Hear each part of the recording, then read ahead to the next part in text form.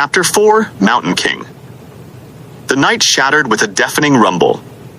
Rocks and jagged shards of ice rained down from above, and the camp turned to chaos. Slaves screamed. Shackles clanged.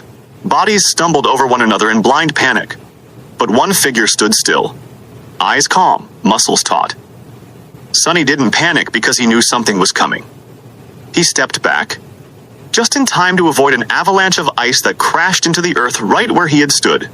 It exploded like shrapnel. Others weren't so lucky. Slaves wailed in pain as blood spilled into the snow.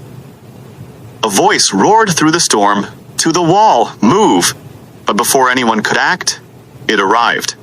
Thud. Something massive landed between the caravan and the safety of the cliffside. And the world froze in silence. It looked like a deformed mound of snow, but then it moved. Limbs unfurled.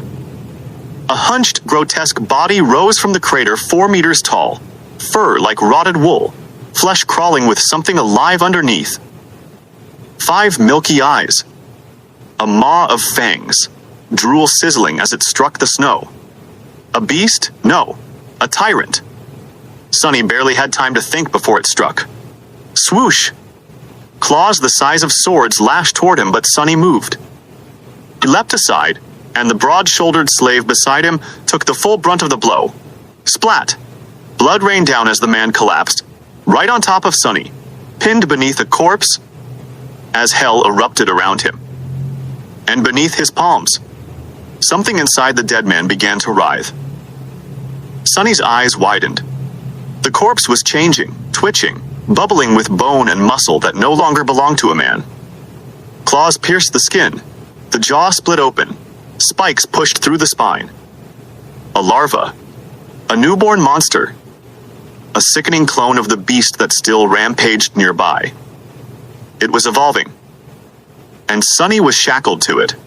The shifty slave screamed, trapped. The scholar shouted, helpless. And Sonny didn't hesitate. "You two, pull! Now!" The chain whipped around the creature's torso. Sonny circled it with practiced desperation. "Lock the arms. Bind the claws. Now pull tight." The 2 other slaves strained the chains with every ounce of strength they had. The larva screeched, jaws gnashing, but it was bound. Sonny dove forward, wrapped his own shackled wrists around its throat. Back to back with the beast. He pulled. And pulled. Blood from his torn arms mixed with sweat and snow as his strength waned. "Come on, die!" The creature flailed. Bones cracked. Chains screamed under tension. And